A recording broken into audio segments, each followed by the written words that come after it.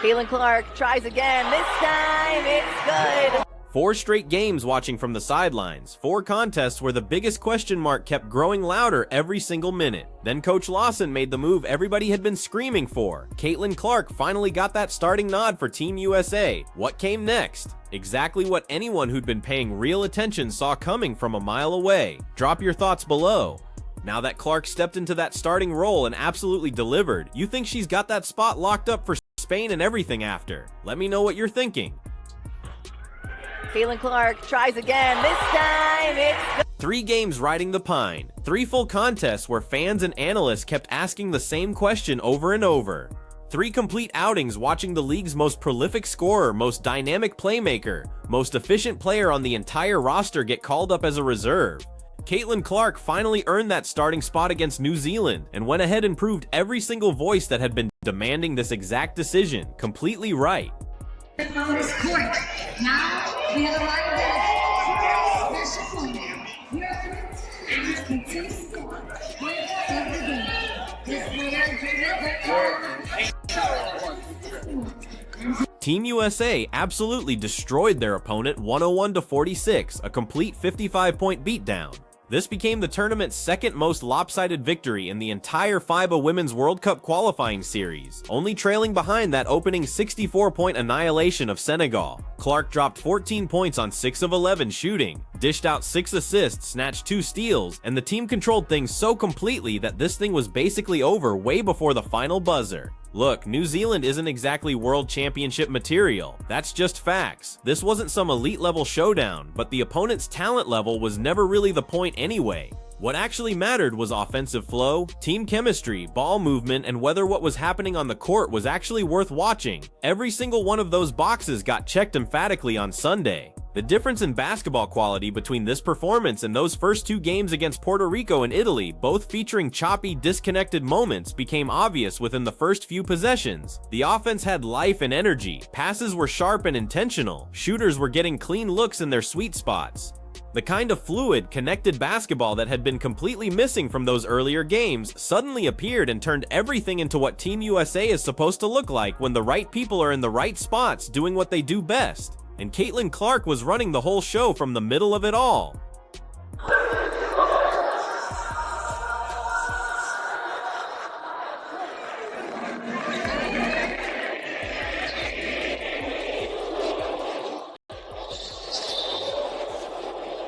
Her vision was absolutely dialed in from possession number 1. Play after play showed Clark reading defensive rotations before they even finished developing, processing everything at a speed that kept her teammates on their toes and ready to react. She found the interior when defenders crashed down on her. She hit outlet passes to Paige Buchers when her drives pulled help defenders out of position.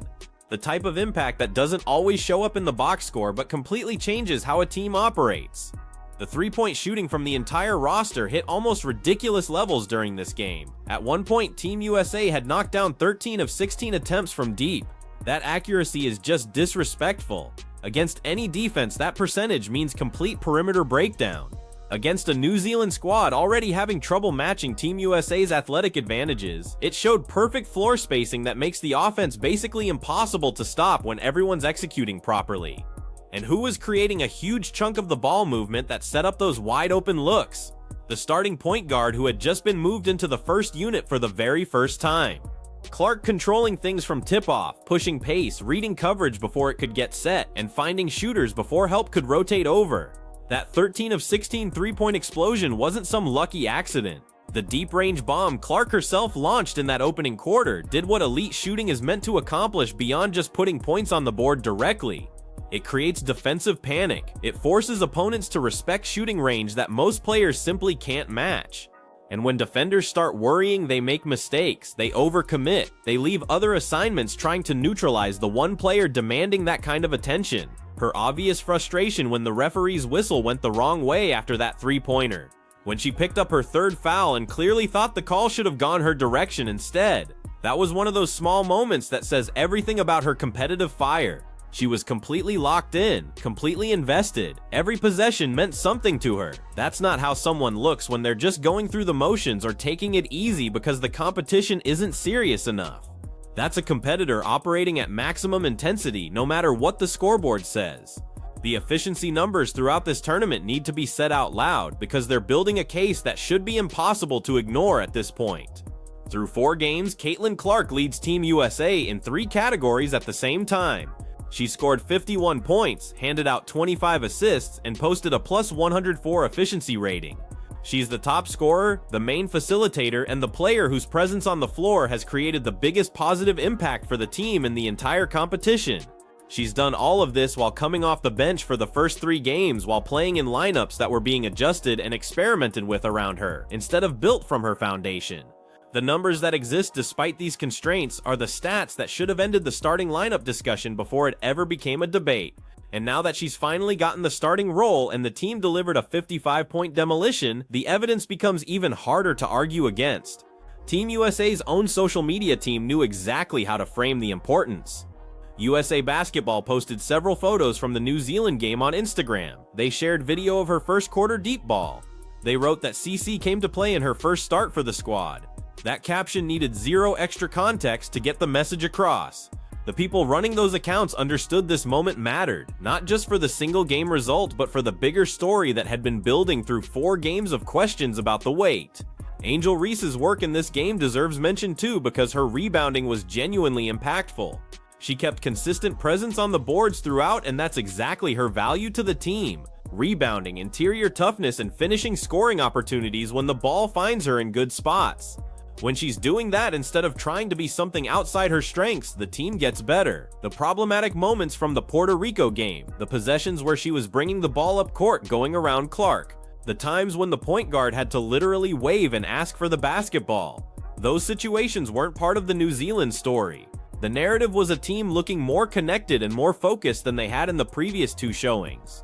Ray Burrell also created a defensive steal that turned into immediate points, which is exactly the kind of contribution from a late roster addition that makes the whole group feel in sync. When the player who got added at the last second because of injuries is making winning plays that build leads and reward hustle, it shows the team chemistry is right. Good teams create moments like that regularly. The previous 2 games didn't have enough of them. Monique Billings was a force inside throughout. 6 rebounds by the time the announcers brought it up. Constant work fighting for position and the kind of interior scoring that comes from a player who knows exactly what her job is and gets it done without extra drama. The lineup combinations with Clark running the offense and Billings working in the post as a target produced some of the cleanest basketball of the whole tournament. The Kelsey Plum steal that instantly led to Clark getting the ball and scoring. That play was quick, clean, and exactly what Team USA's offense looks like when it's running at the pace Clark naturally creates. Steal, fast outlet, Clark in transition, play made before the defense could recover. That's not complex basketball. It's fast basketball, and fast basketball is what this team plays when Clark is the one setting the tempo. Now the Spain game needs focus, because that's the immediate question everyone's thinking about. Tuesday brings the final contest of the qualifying tournament, and the logical move after Sunday's showing is Clark getting another starting spot. But the history of this tournament has been unpredictable enough that assuming anything about the coaching staff's lineup choices feels risky. 3 games keeping Clark on the bench, followed by 1 game where she starts and creates a dominant performance, doesn't automatically guarantee consistency going forward. What it does do is make the opposite choice much harder to justify. If Clark doesn't start against Spain, the coaching staff will have to explain what happened against New Zealand and why that showing doesn't earn continued use as a starter. That explanation would need to be pretty convincing because the results in this tournament have been clear about what the offense creates with her running things from the opening tip versus what it generates when she's slowly worked in from the bench. Spain will bring a tougher challenge than New Zealand, that's guaranteed. Spain has real talent and will test Team USA in ways weaker opponents haven't in this tournament, which is exactly why Clark should be starting. The games where the starting 5 and the opening minutes of execution matter most are the competitive ones. You don't keep your best facilitator on the bench in a contest where the opponent can grab an early lead if you let them. The World Cup in Berlin in September is the real target. This qualifying tournament is preparation, a chance to figure out which combinations work, which players can handle which jobs, and what the team's main identity should be going into serious international play. What this tournament has shown through 4 games is that this Team USA's identity is clearest and most effective when Caitlin Clark is running point from possession 1. That's not fan opinion. That's what the plus 104 efficiency rating, the 25 assists, the 51 points from 4 contests, and the 55-point beatdown in her first start are all saying at once. The evidence isn't unclear. The eye test matches the numbers, and the coaching staff now has a full tournament's worth of data to guide that September lineup. The first start came 4 games too late, but it happened, and she delivered. That's the only part of the story that matters going ahead. 4 games of waiting, 1 start, and a 55-point destruction later. The case for Caitlin Clark starting every single game from here to Berlin basically makes itself. If you think Sunday was just the start of what this team looks like when the right player is calling the shots, smash that like button. Subscribe for more content, and drop your Spain game prediction in the comments right now.